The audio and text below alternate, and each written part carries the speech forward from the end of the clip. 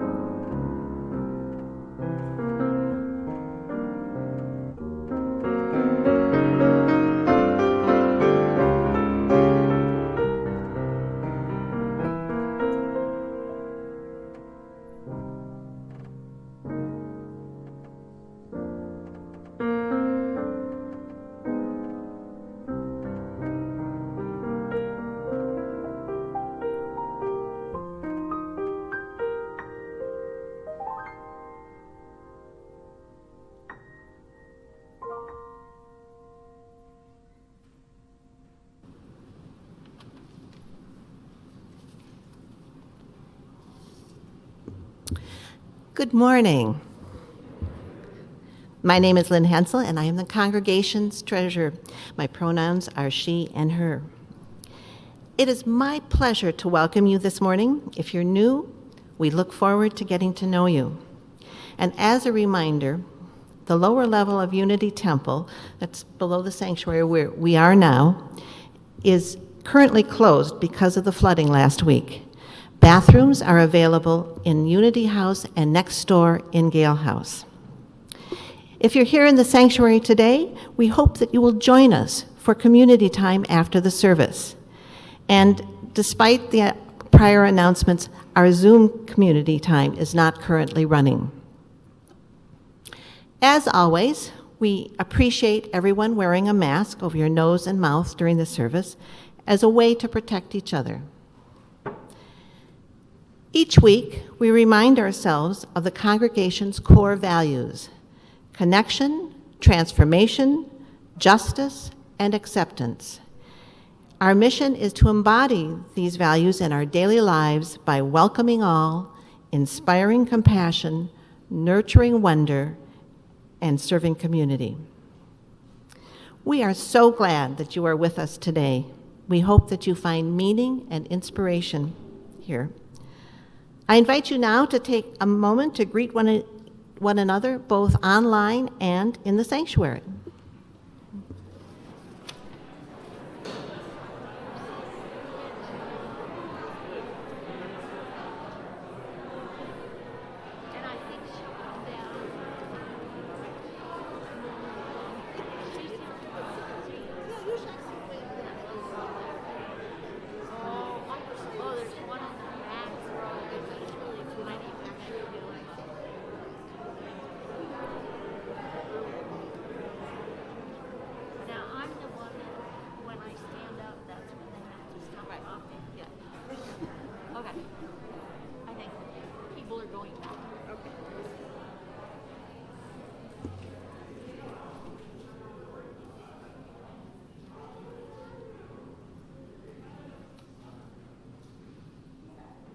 Good morning.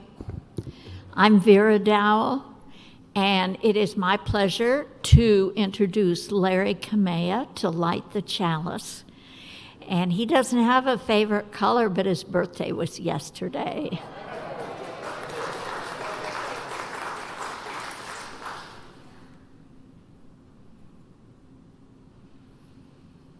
I am very happy to introduce to you Reverend Brian Sauter. He has been with us before as the minister and director of Faith in Place, and you can read more about him at the top of your order of service. What it doesn't say there is he and his wife have 9-month-old twins. Yes, that is a reason for applause. I also would like to welcome Tom here. He has been playing in the summertime for us since 2014, and it's just so good to have him come back. Welcome, Tom.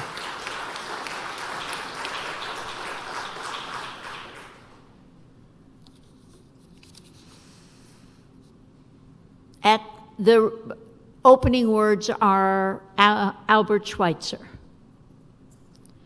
At times, our own light goes out and is rekindled by a spark from another person.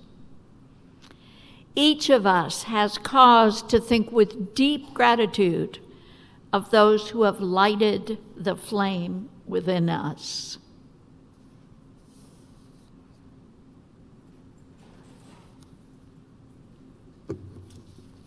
Morning. Good morning. I'm Marty Swisher, the music director here. Haven't seen you in a while. I thought I'd take this opportunity before I lead you in this congregational song to tell some of our new friends that the teal hymnal is to STJ, and you see that in your order of service, and I don't think it's very nice. What does that STJ mean? So when we say turn to page number 1017, like we are now in the teal hymnal, on your order of service, it's always going to say STJ. And I just thought, this secret, what is STJ? And so I wanted to tell you that. Anyway, join me in STJ 1017, Building a New Way. And I'm going to sing 1, 2, I'm going to do them all. Here we go. Come on.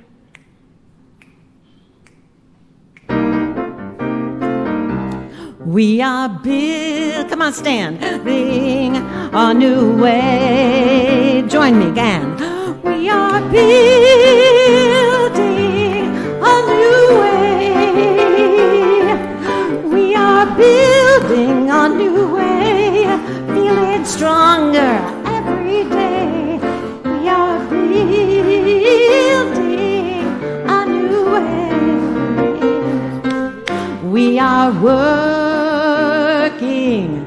to be free.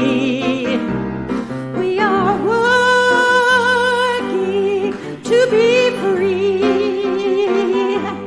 We are working to be free. Hate and greed and jealousy.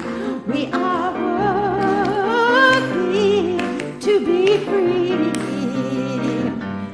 We can feel our every need. Clap with me. We can feel our every need. We can feel our every need. Start with love, that is the seed. We can feel our every need. My favorite one. Peace and freedom is our cry.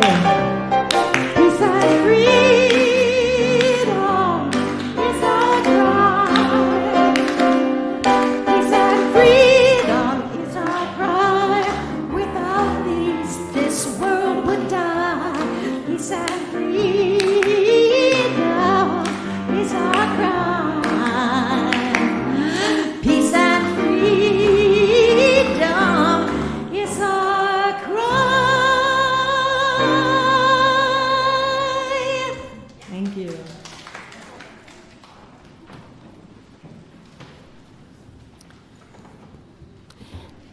Please join me in saying the words of our covenant, which you can find in our program or online on your screen. Love is the doctrine of this congregation. The quest for truth is its sacrament, and service is its prayer. To dwell together in peace, to seek knowledge and freedom, to serve humanity in fellowship, to the end that all souls shall grow into harmony with the divine. Thus do we covenant with each other and with God.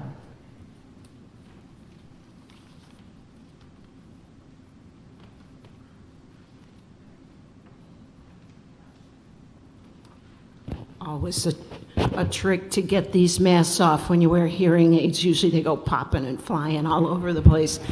Good morning, I'm Diana Coates. I'm one of your pastoral associates.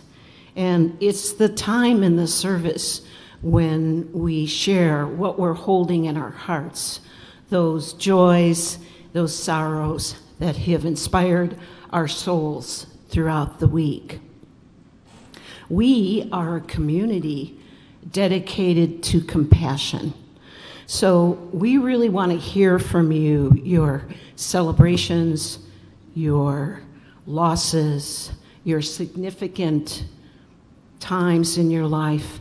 So you can have them shared in the service by emailing us at pastoralassociates@unitytemple.com. .org. Thanks. I always appreciate corrections in the audience. Keeps me connected, too. So, let's see. Oh, don't go off script. We know what happens then. You can also share your joys and sorrows, whatever's happening in your life on Zoom. So, go ahead and do that. Welcome folks at home. I'm one of those people that has a joy to share. I had a terrible fall in Ireland while visiting my daughter. A lot of you know that. And I fractured my spine, and I also got a concussion. So for those other seniors here, a concussion can last forever. When you can't remember something, you just say, I had a concussion. So works well. And I want to thank everybody here who even thought a kind prayer or a thought, or maybe you didn't even think of me, and that's okay too. I watched every Sunday service in Ireland, and so I'm just so grateful to this community and to all the help and all the prayers and everything that came across my email. Thank you. Violence touches so many in our community, and we like to pray today for the victims and the perpetrators. Also, we are holding in our hearts anything that was unspoken or spoken, and we just hold you in our hearts. I think that's such a beautiful. I look around and see so many people. This is my first time back. I was in Ireland for 3 months, so good to see everybody. Out of script, but that's how life is sometimes. Okay. Often when I leave the service, when this hymn has been sung, I get a little earworm. It just plays over and over in my mind again. So this is a beautiful reading. I have to get my glasses. I was so well organized when I came up here, I thought, okay. And the hymn is "For All That Is Our Life." So if you'd like, just kind of put your feet on the ground, take a couple of deep breaths, and if you like, close your eyes or not. And for all that is our life. In the quiet sanctuary, the choir paused for a moment.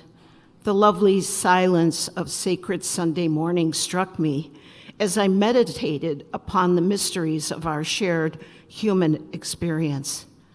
Out of the calming quiet, the soft music began its melody, and the choir's voices joined. They sang, "For all that is our life, we sing our thanks and praise."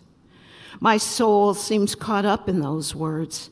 Somehow for everything I can give thanks. Even the painful moments must have their part. I feel a deep sense of gratitude for all of existence. For all that is our life, we sing our thanks and praise. For joys that ignite our passion for life, and for suffering borne so that life may continue, we sing our thanks and praise. For human closeness that warms us, and for the distance that reminds us to turn away from our hatred and impatient disrespecting, we sing our thanks and praise.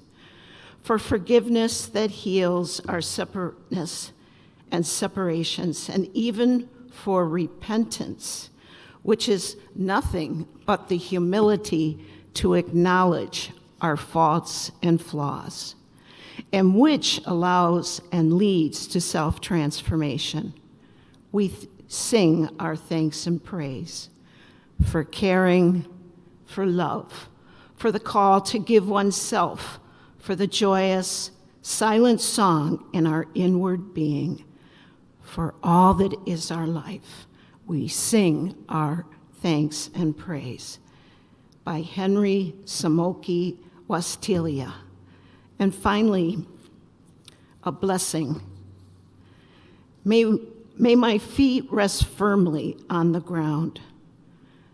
May I have the capacity to listen. May my heart and mind be open. May my hands be empty to fill the need, so I may return to that which has been given, completing the great circle. And that's by the Terma Collective. Blessed be.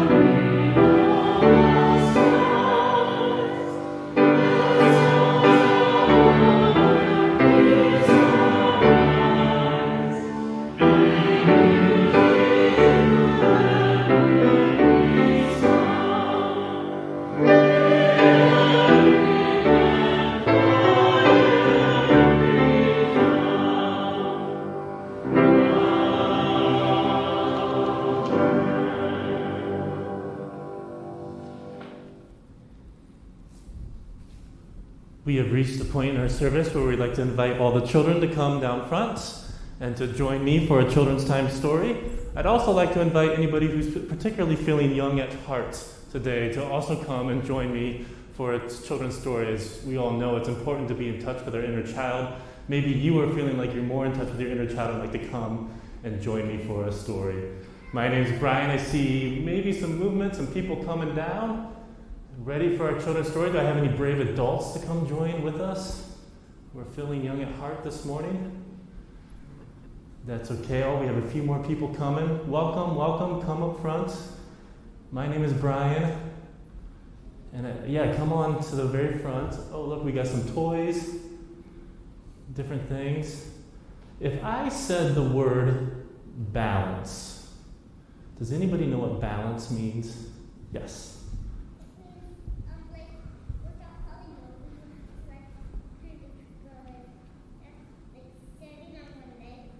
Yes, standing on one leg is balance. That's very good. Does anybody want to show me standing on one leg? Yeah, show me who can all do it. That's cool. I'm actually going to, can I do it with you? I'm going to try it with you. Look at that. That's called balance. Now, sometimes you hop, okay, let's do that. Let's hop up and down. 1 foot. That is really good. Now, I'm going to ask you, what if we make it, how could we make it a little harder? What would be a trickier balance thing to do? Oh, back and forth? Yeah, back and forth. Yep, there we go. That's good. That's good. Now, would you make it harder?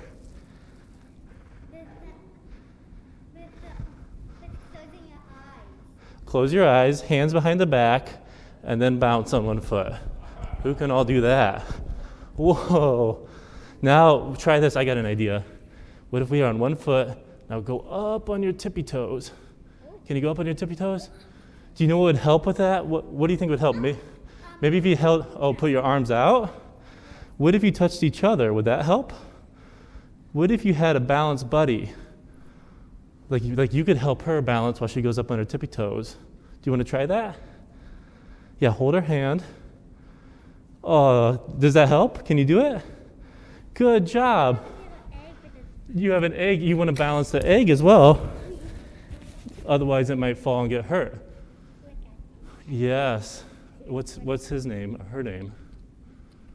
It's Lila. Lila? Hi, Lila. Well, what do we know about balance? What happens if you don't balance? What if you would fall down? What would happen? That would really hurt. It would really hurt. And if there was no balance in the world, you would just fall over. Okay? If there was no what in the world? Balance. No balance in the world, you'd just fall completely over, wouldn't you? Yeah, you would just have to squiggle around all the time. You would have to squiggle around all the time. So it's nice to have other people to help you balance in this world, isn't it? Yeah. Do you know what I call those? I'm kind of a silly minister, so I like to say names of words that have the same letter in front of them. I say that's your balance buddy. Yeah, does anybody have balance buddies? No. No? What about your mom? Is your mom a balance buddy? Yeah. I can do this. What about you over here? Do you have a balance buddy? When you need more balance and you can't put your arms down immediately, you can do that. You can squat lower. Well, this is my whole theme for today, is to look for who are our balance buddies and how can we support each other. So are there other people here in the circle we can support? Look at this. Do you do balance? Because sometimes we fall down and we get hurt, Yeah. and so we got to be there for each other. On like a really soft thing, like a mat. Sometimes you can put a mat down for your friends. Like this. Well, let's do something here. Can we all kind of circle up? We're not going to touch, but we're just going to make a big circle. So why don't you come over here so we can all see each other? And why don't you look around? I want you to look around the circle, and I want you to tell each other, thanks for being my balance buddy. Yeah. Wonderful. Okay, at this time, you can go to your next thing. I think someone's going to lead you out. Thanks so much for coming forward for our children's time today.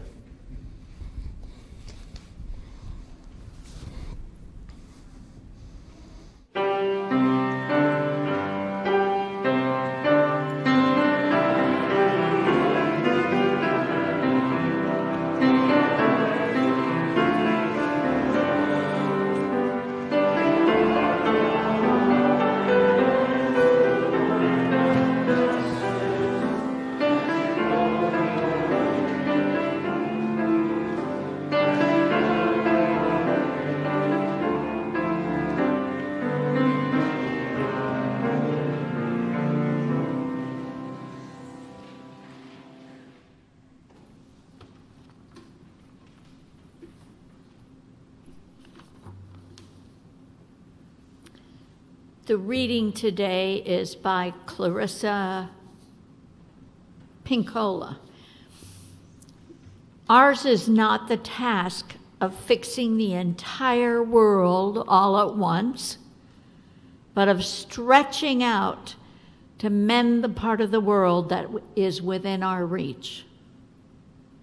Any small, calm thing that one soul can do to help another soul, to assist some portion of this poor, suffering world, that will help immensely. It is not given to us to know which acts or by whom will cause the critical mass to tip toward an enduring good.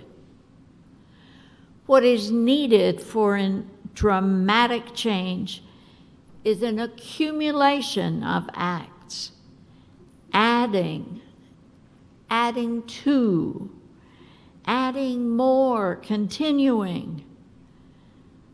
We know that it does not take everyone on earth to bring justice and peace, but only a small, determined group who will not give up during the first or second or 100th gale.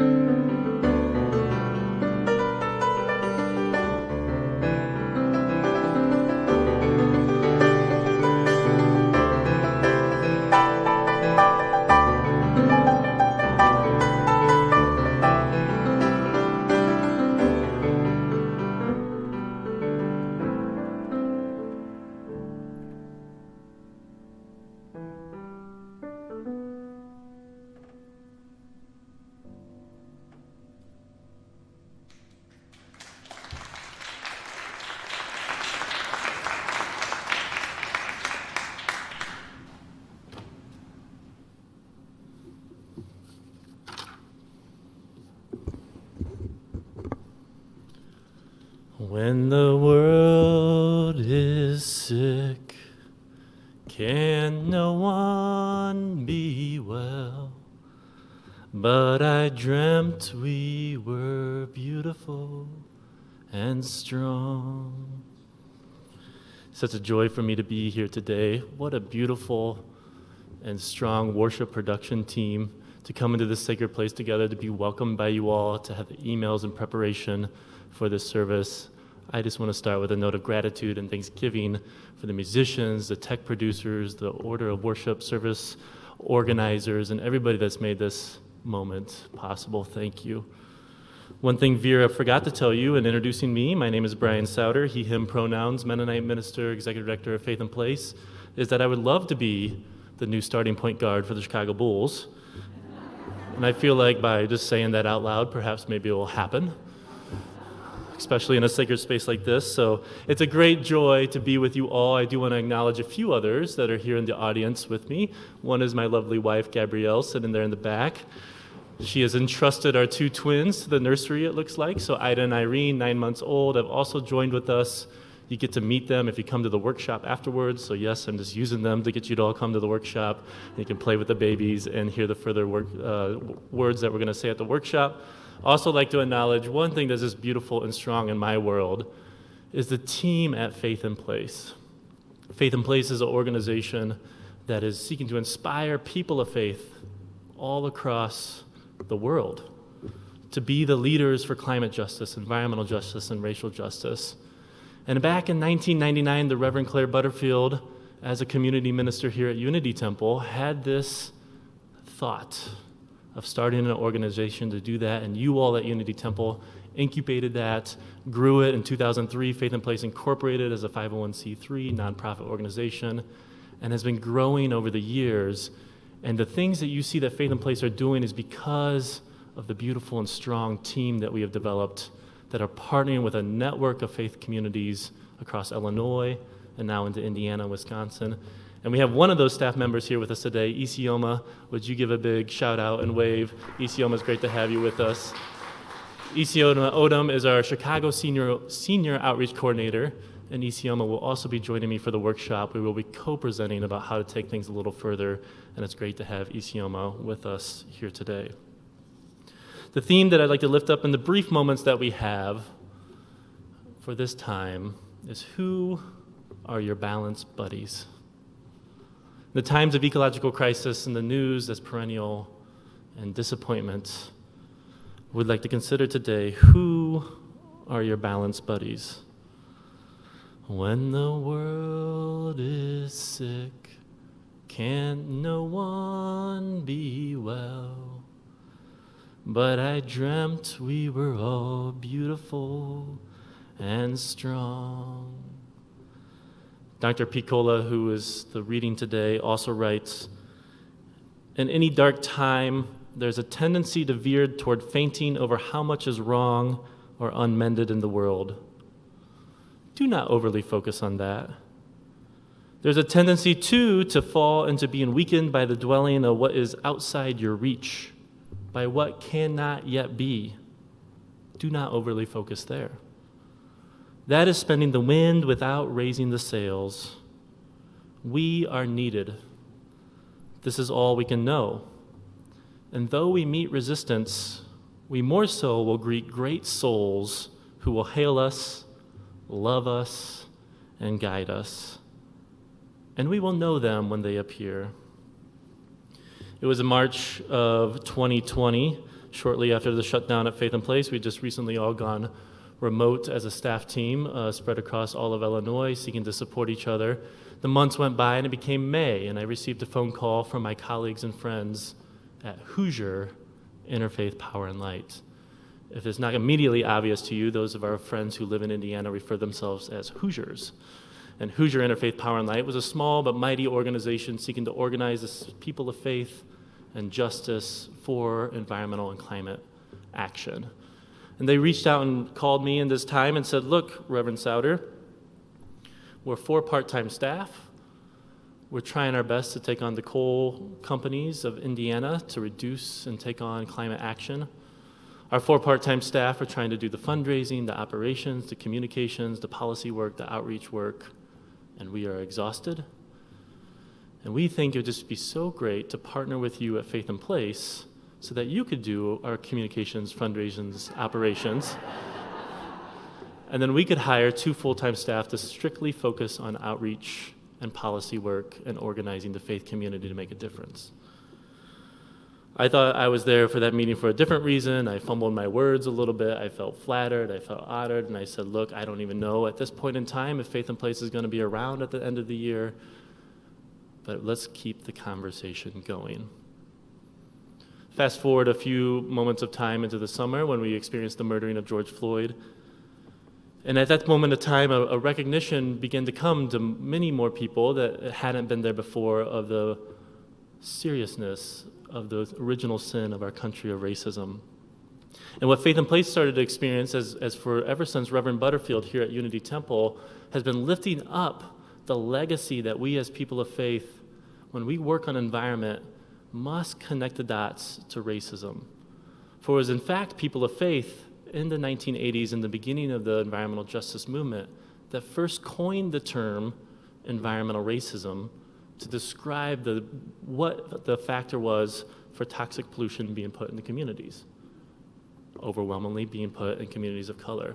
It was people of faith that prophetically said, if we are going to work on environmental issues, we must connect the dots to anti-racism work. And after the murdering of George Floyd and after decades of Faith and Place working with our audience, people got it at a new level. And we saw increased engagement in our work and in our programs as a result. More people starting green teams in their faith communities, more people working with Isioma, who leads our racial healing programs at Faith and Place, to connect these important dots. We saw an increase in donations to our cause, allowing us to continue to fight for environmental and racial justice. We saw our network continue to grow. And so when 2020 ended, we were in a position as an organization with more money, more engagement, a stronger network, and we were willing to go back to Hoosier Interfaith Power and Light and say, what would this partnership look like? And I won't bore you in a sermon with all the details, but consultants were involved, studies were involved, environmental landscape analysis were performed, and at the end of the day, we decided to partner with 2 organizations, Hoosier Interfaith Power and Light, based out of Indianapolis, and Wisconsin Interfaith Power and Light, based out of Madison, to merge together to the new Faith and Place, the proud Illinois, Indiana, and Wisconsin affiliate of the national network known as Interfaith Power and Light. It is out of this story that we came together with a vision. How do we do some prophetic math? How do we make 1 + 1 + 1 = 5? You see, by coming together from Hoosier Interfaith Power and Light, Wisconsin Interfaith Power and Light, and Faith and Place to one new organization, we knew that our impact had the possibility to be even stronger. You might not know this, but the 3 states, Illinois, Indiana, Wisconsin, together are responsible for 10% of the U.S.'s greenhouse gas emissions. 10%, a significant portion. You might also realize that you can't do anything federally without the Midwest. Anybody who runs for president, they start in the Midwest. You need the Midwest to organize on a federal level. And so we truly believe through a new partnership, a new coming together, that we can do even more together, not only here locally, but begin to organize for the long term to make a difference federally. In a time when our balance is so out of whack, when the news out of DC is nothing but depressing, at a time when we don't quite know what our future looks like, especially when we look into the eyes of our young children, it is a time when we need balance buddies to imagine who we might partner with to grow our vision even deeper. And this is what happened with Hoosier Interfaith Power and Light, Wisconsin Interfaith Power and Light, and Faith and Place. A desire to come together in a time of imbalance to support each other for further grounded justice work. In February of this year, the merger took place. The 2 organizations out of Wisconsin and Indiana dissolved. We became one organization out of Faith and Place. And I personally entered a new level of leadership as executive director. I felt out of balance. What am I doing? How are we going to make this merger successful? And you know what's made all the difference in the world? Amazing, strong staff and supporters who have surrounded me to make it all possible. When the world is sick, can no one be well? But I dreamt we were all beautiful and strong. Dr. Pinkola goes on and writes, one of the most calming and powerful actions you can do to intervene in a stormy world is to stand up and to show your soul. Soul on a ship deck shines like gold in dark times. The light of the soul throws sparks, can send up flares, builds signal fires, causes proper matters to catch fire. To display the lantern of the soul in shadowy times like these, to be fierce and to show mercy towards others. Both are acts of immense bravery and greatest necessity. Struggling souls catch light from other souls who are fully lit and willing to show it. If you would help to calm the tumult, this is one of the strongest things that you can do. One of the great accomplishments of Faith in Place in 2021 was participating in a coalition of amazing, strong, and beautiful advocates who pushed legislation at the state level in Illinois known as the Climate Equitable Jobs Act. And in this legislation, we set aside a priority to focus on a climate solution that put equity first, making sure that our friends and our siblings coming out of prison have access to solar, wind, and energy efficiency jobs, and to creating wealth through clean energy business creation, making sure that those in high unemployment neighborhoods get first prioritized for the new green economy. And we hung on to those provisions through years of organizing to make sure that the Climate Equitable Jobs Act was passed. And a win of passing a law lasts but the night, because those that are working against you continue to work to make the implementation weak and to introduce new legislation to take away some of the programs that you won. Recently, the Illinois Manufacturers Association introduced a proposal to take away the $180 million we had dedicated towards the equity programs, to give them to their manufacturer companies, saying we did not know that Russia was going to invade Ukraine, we did not know that the energy prices in Illinois were going to spike. We need to give money to our companies that are experiencing high energy costs. That program over there is what we call a handout, and we're going to suggest that the legislature take that money away there from equity first and give it back to our companies. Now, they said it in much more polished language than that. You're getting my bias as you read that. The Illinois Manufacturers Association is a very, very powerful public interest group in Illinois. And what they're doing is unjust. And it's scary. And I had a decision for myself. Do I stay silent or do I speak out? It's scary to speak out. What can this interest group do to Faith in Place, to me? What can happen in that? And do you know what made all the difference?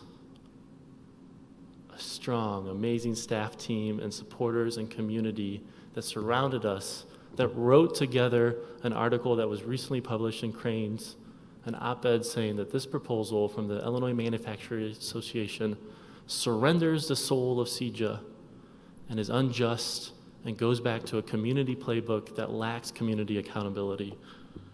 And as a result, numerous attention is being received calling out the Illinois Manufacturers Association, and it's a struggle that's fierce and yet full of mercy that continues to this day. When the world is sick, can no one be well? But I dreamt we were all beautiful and strong. Dr. Pinkola writes, there will always be times when you feel discouraged. I too have felt despair many times in my life. But I do not keep a chair for it. I will not permanently entertain it. It is not allowed to eat from my plate. The reason is this: In my uttermost bones, I know something as you do. It is that there can be no despair when you remember why you came to earth, who you serve, and who sent you here. The good words we say and the good deeds we do are not ours. They are the words and deeds of the one who brought us here. In that spirit, I hope you will write this on your wall. When a great ship is in the harbor and moored, it is safe. There can be no doubt. But it's not what great ships are built for. Friends and beloved of Unity Temple, I come today on behalf of Faith and Place to say that you are a great ship. And it is a great privilege of us to be partnered with you all and to come together as balanced buddies in a time of ecological crisis to bring about a prophetic imagination that pulls from the wisdom of our religious ages, that names the ecological crisis as a spiritual crisis, that says it's our disconnection with ourselves, with each other, and with our communities and our Mother Earth that is the root cause of our environmental degradation and our racism in communities. And we can pull on that religious wisdom of the ages together in community, together with prophetic imagination. By doing it as balanced buddies, we can dream and imagine a world where we're beautiful and strong together, where we remember our purpose and do not set out a chair for despair, but remind and call each other for safety, for nourishment, for balance, and a clear-eyed, courageous direction to advance our cause in the world. It is a joy to be with you. Thank you. I look forward to talking further.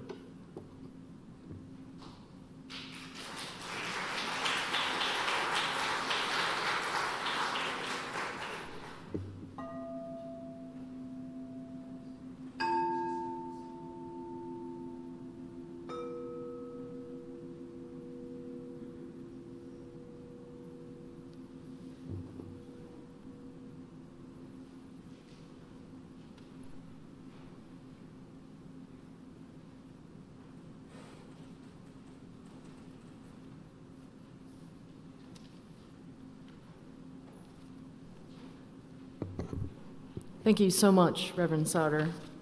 He pretty much said everything that I'm going to say, so I will remind you that each week, Unity Temple gives our Sunday offering to an organization that aligns with our Unitarian Universalist values and is committed to bringing compassion, equity, and justice to the world.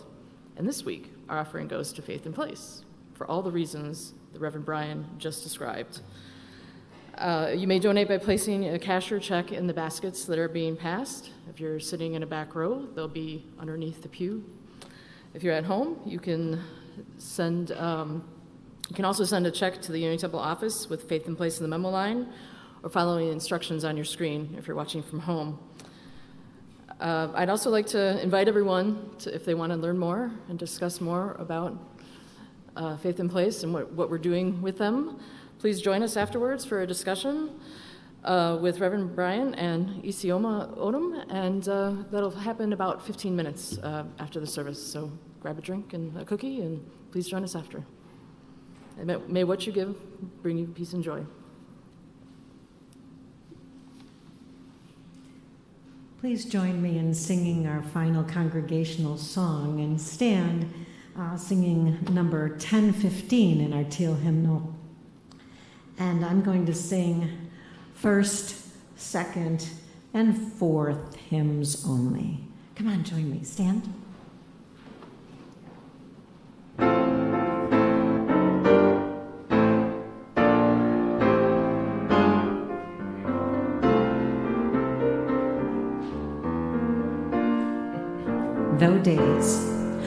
Though days be dark with storms and burdens weigh my heart, though troubles weigh at every turn, I know I can go on. The sorrow he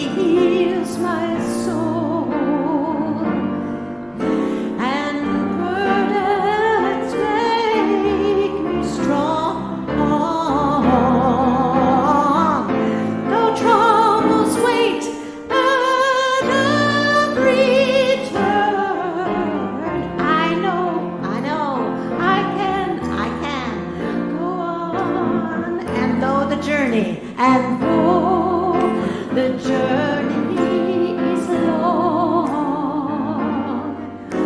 and destination is near, though troubles wait at every turn, I know I can go on.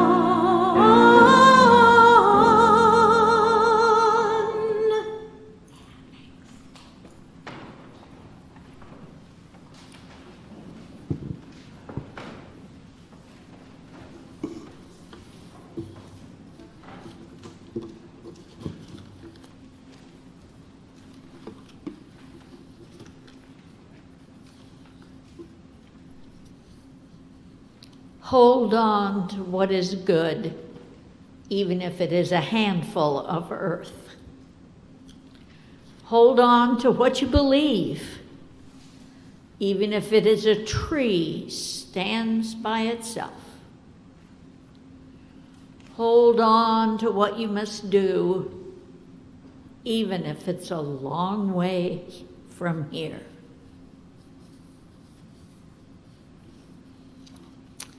And now we'll have the chalice extinguishing.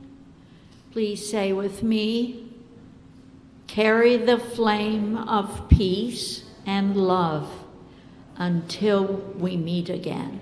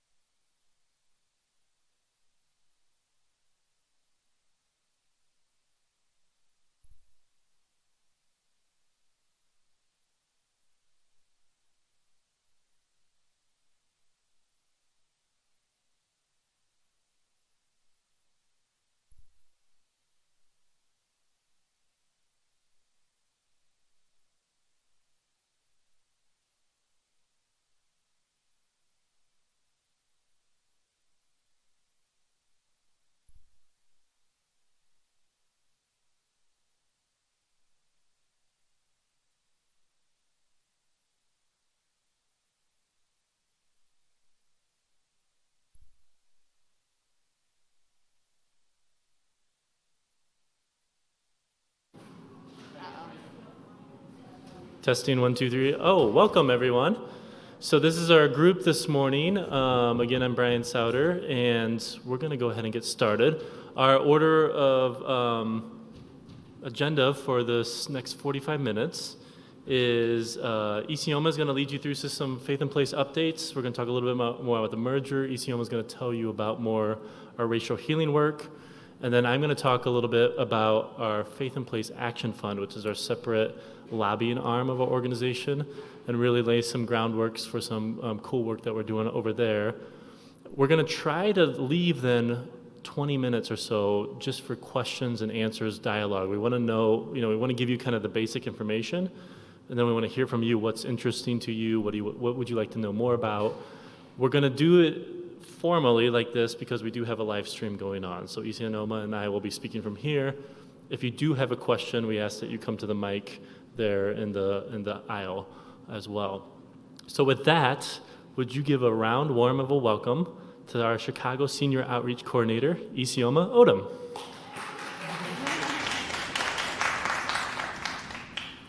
All right. I'm a little shorter. All right. Can you hear me well now? All right. So, welcome. Our vision at Faith in Place is for people of diverse faiths and spiritualities, leading the environmental movement to create healthy, just, and sustainable communities for all. Our mission is to empower people of diverse faiths and spiritualities to be leaders in advancing environmental and racial justice, providing resources to educate, connect, and advocate for healthier communities.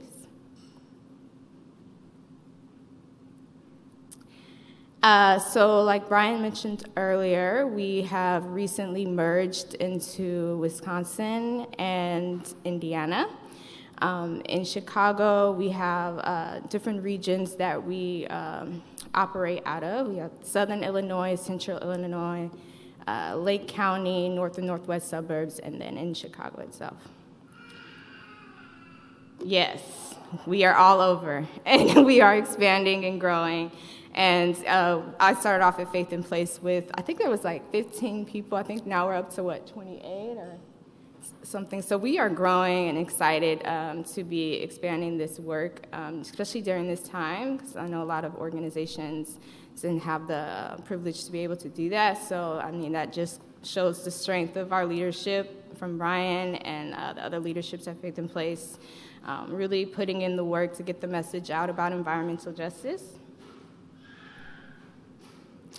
Our guiding principles are to get in where you fit in, the messenger matters, celebrate, JEDI, which is our justice, equity, diversity, and inclusion, and everything is connected. Mutual and empowering relationships are our priority.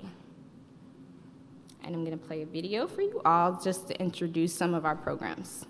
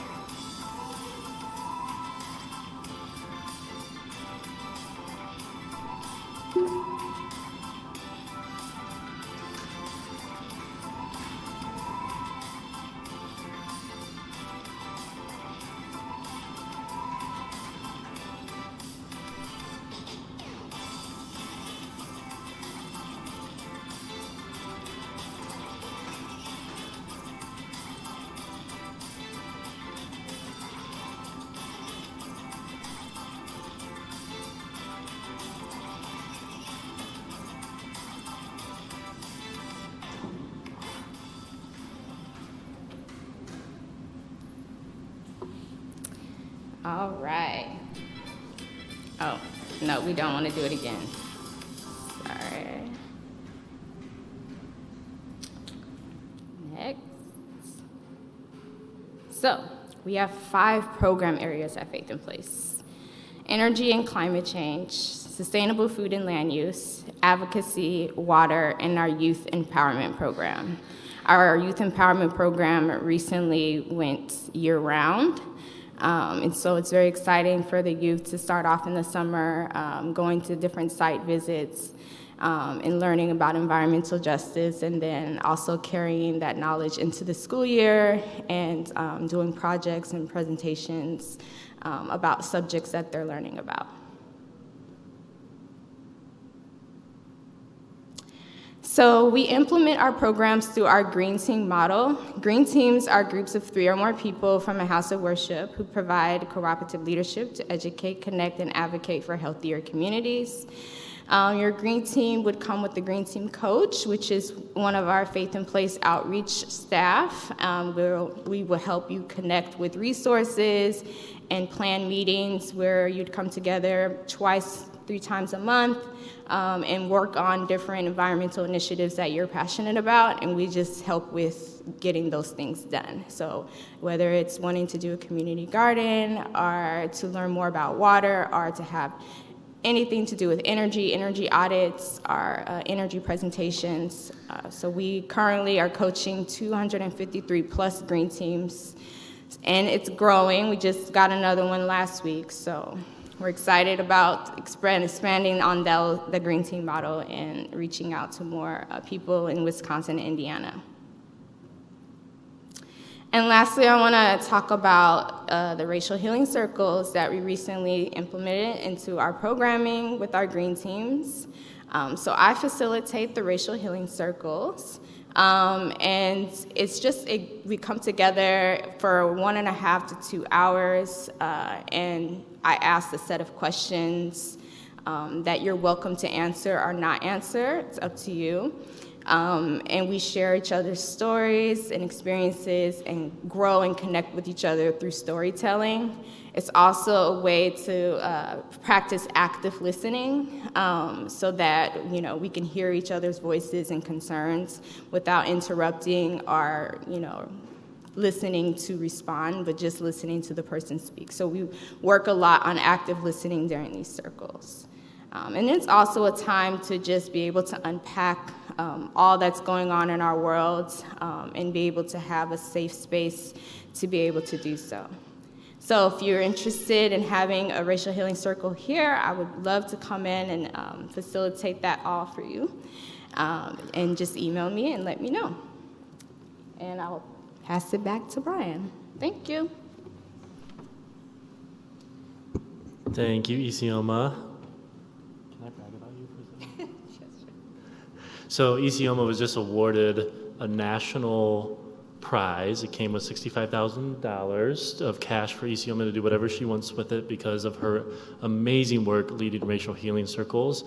Isioma also, you can be found on the weekend, follow on Instagram on AfroTrek, where she's taking hikes and people out into nature and doing some amazing, innovative work around healing and nature. And it's just such a pleasure to work with you, Isioma.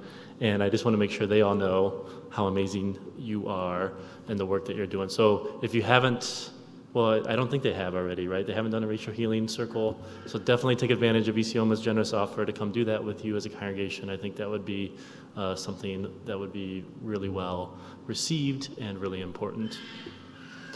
Okay, I want to take a turn of events. So are you getting the idea that Faith in Place is building a network of grassroots power that's living out our values in community, right? Doing the energy reduction, the composting, the youth training and to next level leadership, taking on lead pipes, preventing basement flooding in the community.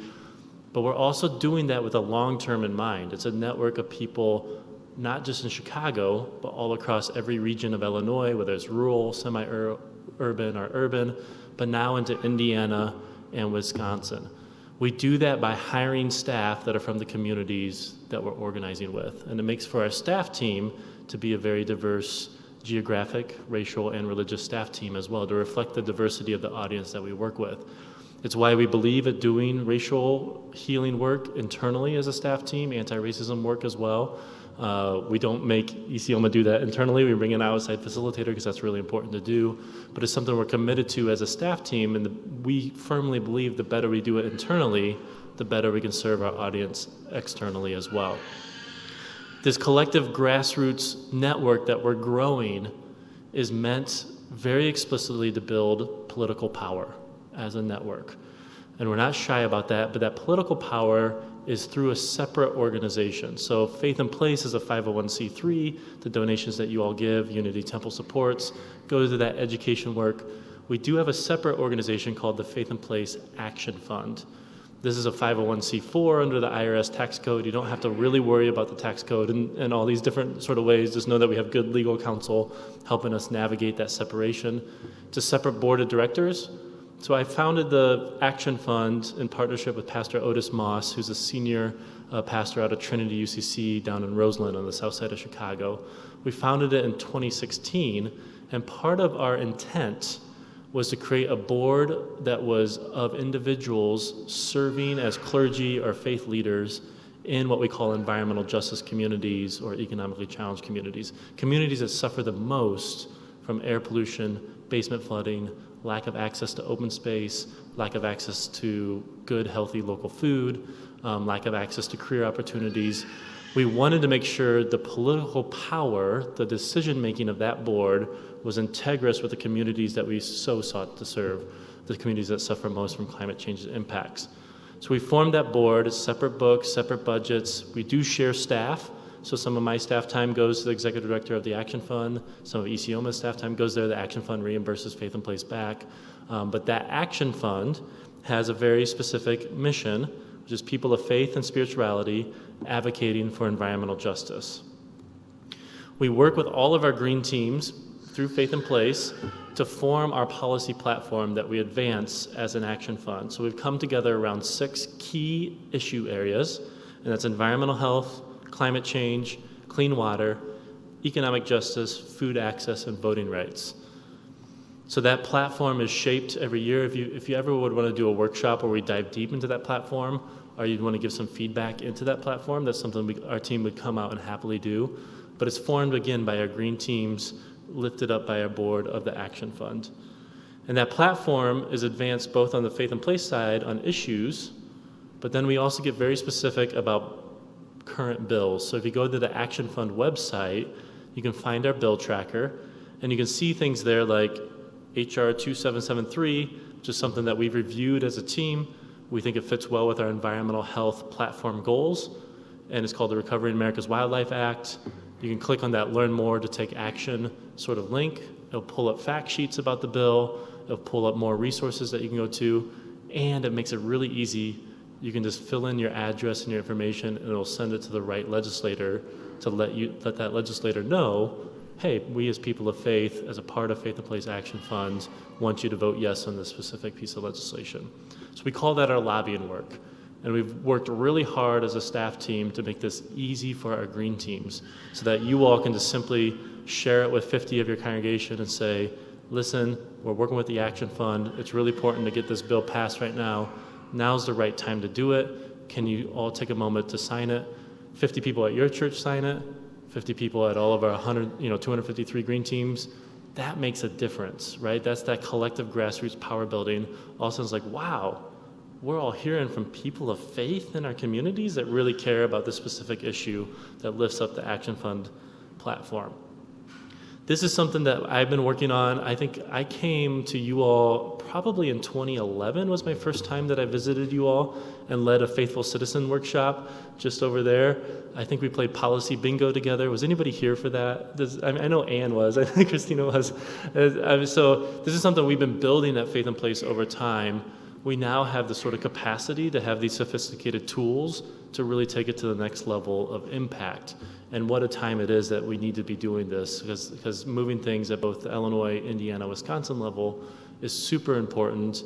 We work on issues that are issues where we think by getting you all involved, we can actually make a positive difference and move that forward. And we do stuff here in the Midwest, like I said in my sermon, it truly has an impact so that we can do stuff in DC as well.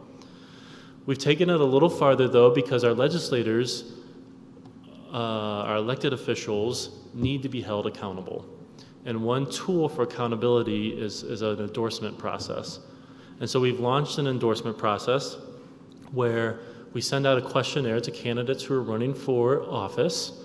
Right now, we're piloting this in Illinois, and we're going to grow it into Indiana, Wisconsin. But currently, we are gathering anybody who's running for the primary in November, that's either running for state senate, state rep, or a statewide office. So that'd be like governor, treasurer, comptroller, secretary of state. We've sent them a questionnaire that's basically saying, do you support our policy platform issue on environmental health? Do you support the Climate Equitable Jobs Act that we passed in Illinois? And then they can answer yes or no, and then they can give us an explanation why or why not. So we're actively getting those questionnaires back currently. We've built an advisory board of the Action Fund, people from different geographic regions throughout Illinois, and I happen to have an advisory board member sitting with you all. Christina is serving from the Oak Park region, so she's helping us get the questionnaires out and then making sure that candidates respond to that, and then sitting in with us as we review the questionnaires. The advisory board will make a recommendation to our full board. Who do we think we should endorse?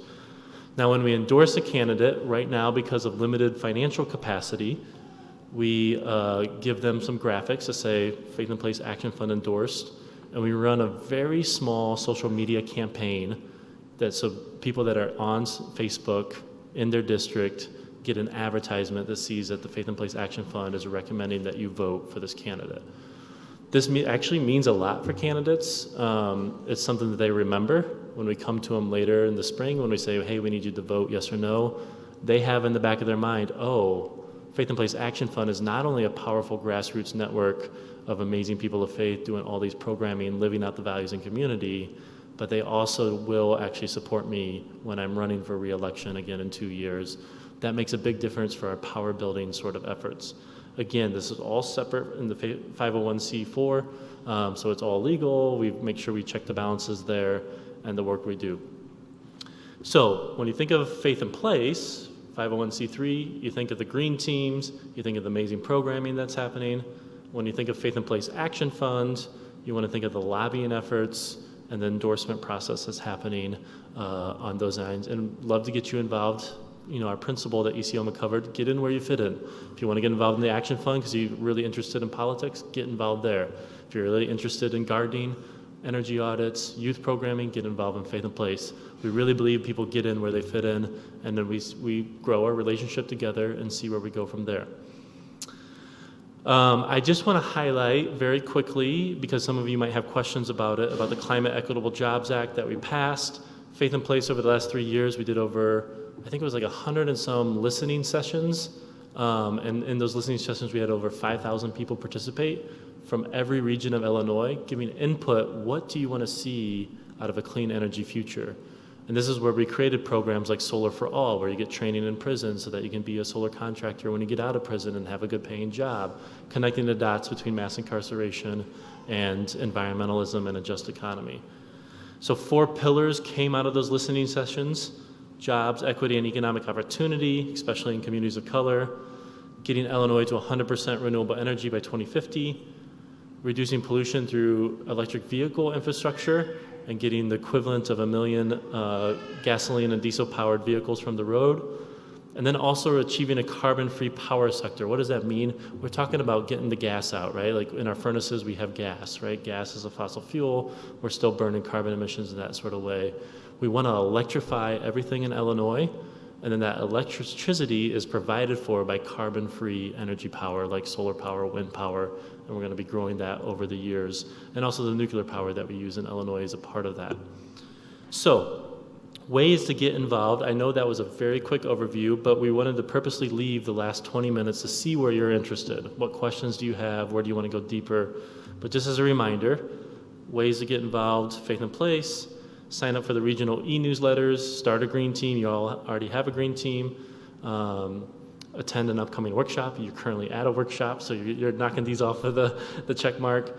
We do have the Green Team Summit coming up this September 11th, 12th, and 13th. We're doing the Green Team Summit that Sunday. Dr. Catherine Hayhoe will be our keynote speaker.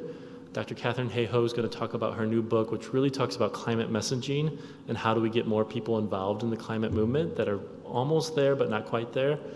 We're going to have watch parties all over the 3 states. So faith communities are hosting watch parties where they'll come together, but then you'll be looking at the Zoom screen where other people from watch parties will be looking at. And it's going to be this really cool thing because it's going to be like all these different communities hosting an in-person event, but we're still connected through this new technology of Zoom. And then we have about 6 other workshops planned for the 3 days with amazing speakers that you can Zoom into and be involved with that. It's such an inspiring event because it's not only the 3 states come.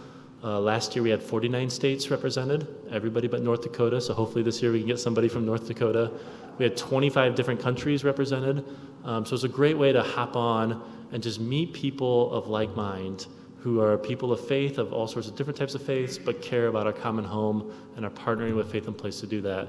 I think our attendance this year is going to blow everything out of the water because in the past we've had 22 partner organizations, that's different 501c3s across the country, partner with us and help us advertise and get the word out. As of today, and we're not yet into August, we have 44 partner orgs from across the nation that are going to be helping us promote throughout August. So I think we're going to see an amazing, diverse, wonderful, beautiful, strong group of people coming together for the Green Team Summit, so be sure you don't miss it. On our website, we also have amazing multi-faith environmental curriculum. You got to check it out. Go to our resources page. You can see multi-faith curriculum about food, about water, different things that are on there. A lot of anti-racism resources as well. Just a lot of tools that continue to get improved at Faith in Place that I want you all to be aware of. Definitely check those out because that'll be helpful in the work that you're doing in your congregational life. On the Action Fund side, be sure to sign up for the email action alerts. Those are a little bit more frequent than Faith in Place. Faith in Place, we send out the monthly e-newsletter for each region. You get those newsletters, and then kind of as things come up, we share that with a list. On the Action Fund side, it's a little bit more weekly. You get a newsletter because we're working to build this collective, powerful movement, and we need a lot of help doing it.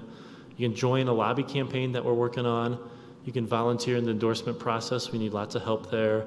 And donations on the Action Fund side are really important. Now, those donations are not tax-exempt donations, but those donations go a long way. So, for example, when we endorse a candidate, if we can spend $500 on that endorsement for a social media campaign, that endorsement will be seen by tens of thousands of individuals through Facebook. That sort of stuff can really make a huge difference. The candidate then sees that when they win their election, then they know that Faith in Place Action Fund is behind them, and that's how we build this powerful collective movement, particularly with candidates who otherwise wouldn't be with us in the environment. We can bring them along because we have a strong base in their communities. So that was a lot, which is great. We're doing a lot of cool things at Faith in Place. We're curious to hear from you. Time for question and answers from either Isioma or me. What's on your mind? What do you want to talk about? What questions do you have for us?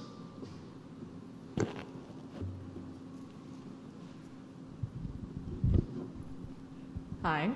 I am, of course, subscribed to all your newsletters and everything. As always, we on the Eco Justice team here at Union Temple are wondering, during this time in the state assembly when they're not in session, are there other things we should be doing? And also, in addendum to that, what can we be doing at the federal level besides emailing our various legislators? Yeah, I'd love to have a conversation how to get you involved in our endorsement process. And then as we endorse candidates, ways to further plug into activities around those endorsements. Maybe volunteer for that campaign, which would mean like showing up like, hey, I know the Action Fund endorsed you so-and-so. You have your Faith in Place Action Fund t-shirt that would get you. Like, I'm here to support. How can I do door knocking, telephone calls for November to help out in that regard? That could be for local candidates. If we do get our questionnaires back from some of our statewide candidates, that could be for a statewide candidate as well. It's a great opportunity to get folks involved in that way. If people aren't comfortable with that, building relationships with your local legislators is so important. Just, hey, I know it's August. We'd love to find a time where a group of us from Unity Temple can come hear from you, our elected representative, what's going on in your mind as you're seeking to represent us. We have a few things we want to talk about. And that can be as simple as just showing up and say, we just want you to know we're strong supporters of Faith in Place Action Fund, and we're working with them on their policy platform. And climate change, environmental health, these things are really important to us. Can you tell us a little bit about what you're working on to advance those? Doesn't mean you need to be experts when you go into that room. It just means you need to show up, just asking questions, taking notes, and working with us. So those are some things that come to mind. Do you have anything to add on that one?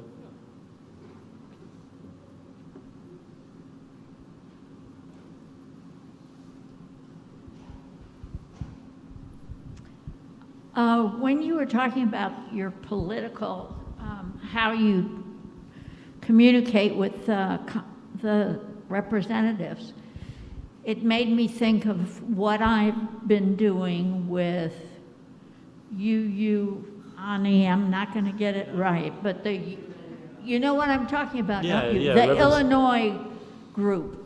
And if you are interested in balanced partners, are you partnering with them? Yeah, absolutely. So UUANI is definitely a partner of Faith in Place Action Fund. We're always comparing notes, making sure we're supporting the same campaigns.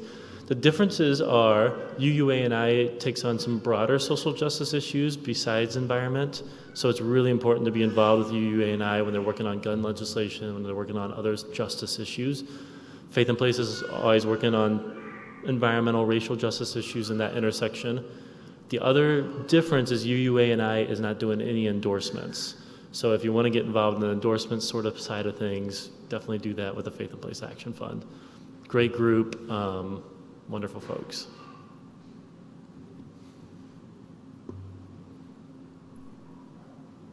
Other questions, comments? I guess I'd be curious to see what else you want to see from us.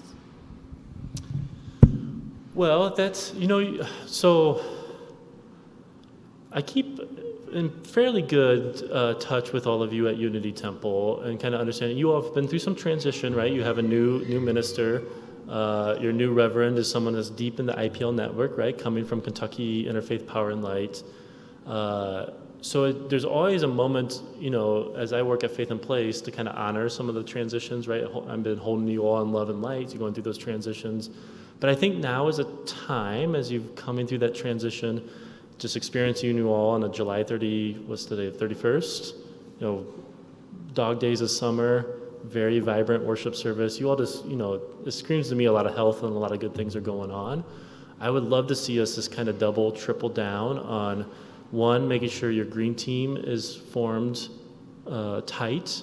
You have the right members on the green team.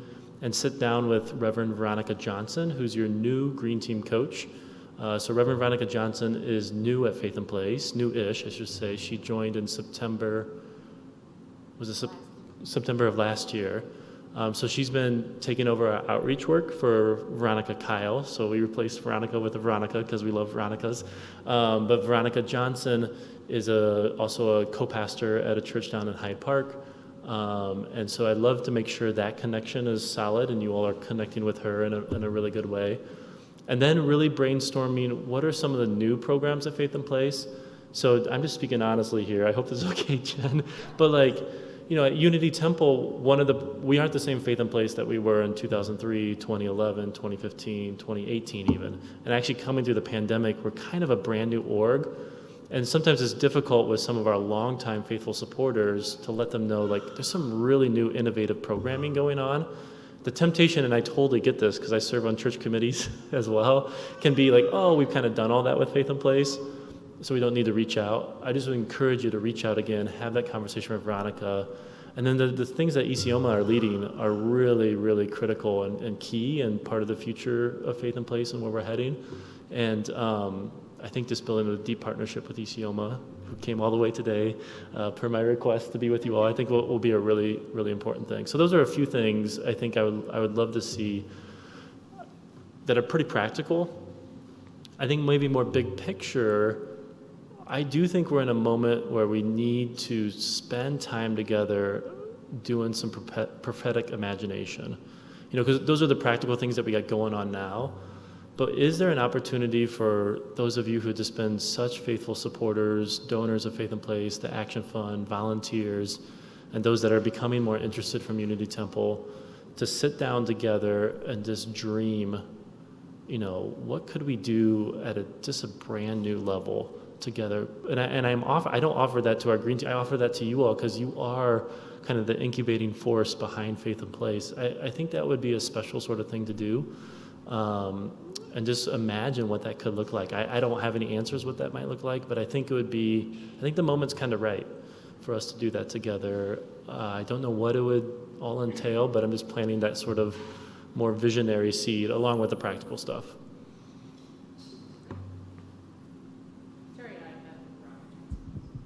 Hi, just a curious question about, are there nonprofit groups that are getting together investments specifically in the infrastructure of energy, solar companies, the wind power, et cetera? In other words, if all of a sudden God said, or whatever, okay, fossil fuel, go away, take over environmental people, do we have the structure, or can we invest in groups that are up and running, and yes, we can make that switch over? What an insightful question. I love it. So here's the good news. The Climate Equitable Jobs Act is not God, but it does mandate that Illinois move to fully renewable energy by 2050 and that we decarbonize by 2045. So, and it lays out clear benchmark goals, and it moves significant amounts of money. 180 million is one for the equity programs, but it's also money for incubation of small businesses, particularly businesses, minority businesses, businesses of color. It moves money into sort of entrepreneurial, what we're calling workforce hubs. So if you're looking for a job, there's going to be 13 workforce hubs created across Illinois.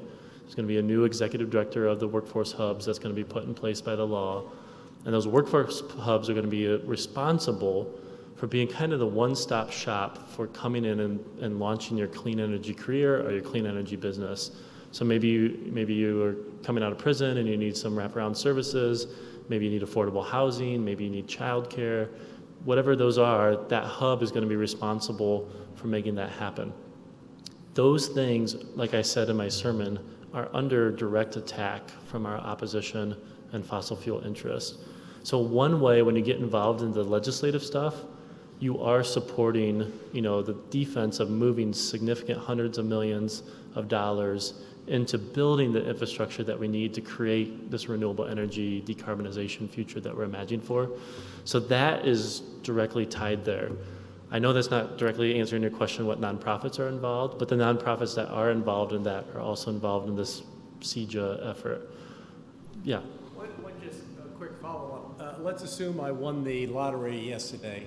I did get a ticket, and I had $1.3 billion. Who do you then give it to? I mean, I've bought stock in a company called Enphase in California, which does solar panels, but I'm looking for almost, I hate to say, a business approach to creating infrastructure to make this thing happen, but that's actually what I'm saying. Yeah. Okay, so a couple of things. This is very exciting. One, I'm not a financial advisor, so I can't give you finance advice.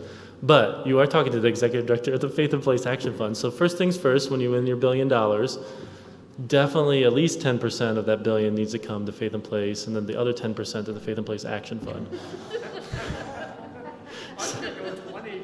Well, 20%, we can talk and negotiate. One thing that would be very helpful on the Action Fund side would we have a serious amount of cash, $1 million plus, sitting in a bank that we can spend on candidates, and that's renewed annually. Because when candidates look at the financial disclosure forms, they do see the Action Fund, and the Action Fund has an amazing grassroots network of people, and that's powerful. But if we also had a significant amount of cash sitting in the bank, we would be more powerful. And that's a dream that I want to make happen so that we're moving along the line. Planned Parenthood does this really well in Illinois. They about consistently have in their PAC, their political action fund, about $1 million plus sitting there. And then they spend that every year on candidates that they endorse. And they spend that in partnership with their network of folks. So Faith in Place Action Fund has an amazing network of folks, right? We'd spend that by placing our volunteers into campaigns to help with door knocking, phone calls. So to build that sort of cash reserves on the political side, which is more difficult because it's not, you can't give $1 million and then take $1 million tax deduction sort of thing, because it is political money. So you set that up. You probably knew I was going to respond that way when you asked the executive director that's working on fundraising. Faith in Place, by the way, we're currently a $3 million organization according to our budget. We're trying to raise that $3 million this year. I would say currently we are solidly a $2.2 million org, and we're really trying to breathe into that $3 million to truly be that 3-state org that we want to be at this initial level. And that's a big part of my job responsibility, is talking now to Midwest energy funders who are funding nonprofits that are doing climate work on more of a regional scale. Lots of good irons in the fire there. We're going to make it happen, but we do need support with that. And that comes from individuals as well. I haven't had anybody that's won the lottery at that level say that they're going to donate their lottery givings, but that would be a great blessing, of course, so we would not turn that money down. On the business side, we are involved with something called the Energy Foundry in Illinois. So maybe this would be a good place for you to start, is check out the Energy Foundry.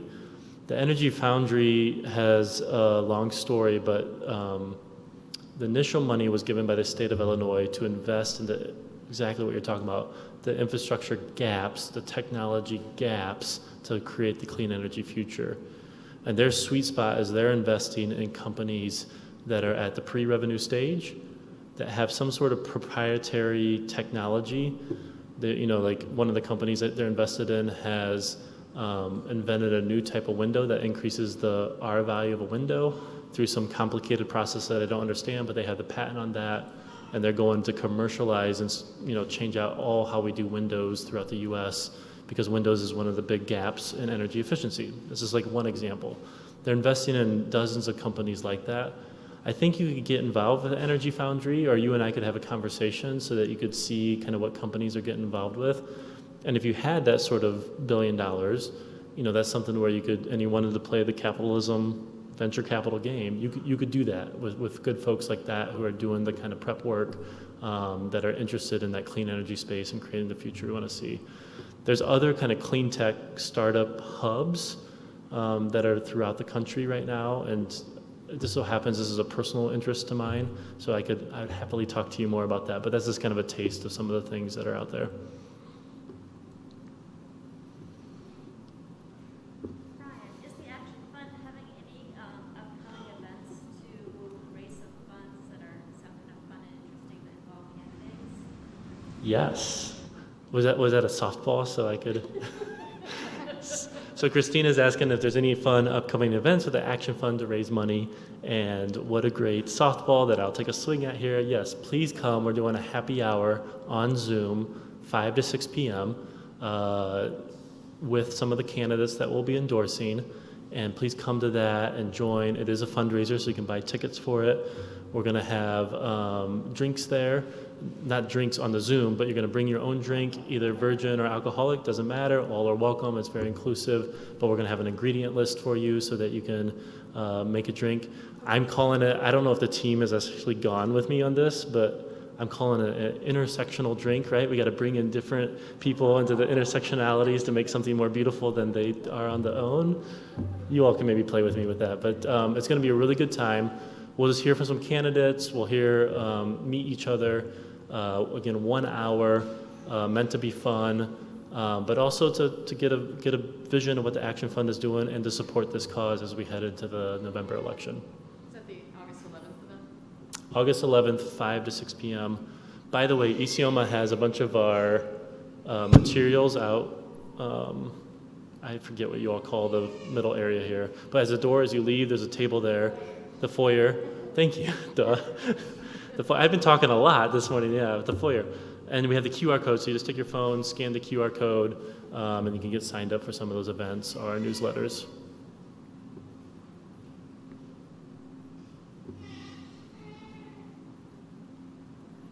And sign our petition as well. And ECM is saying sign our petitions as well. We have time for one last question if somebody wants it, or we'll call ourselves adjourned.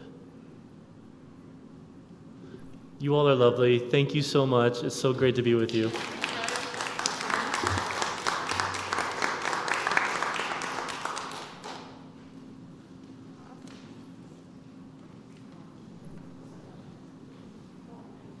Good job, Isioma.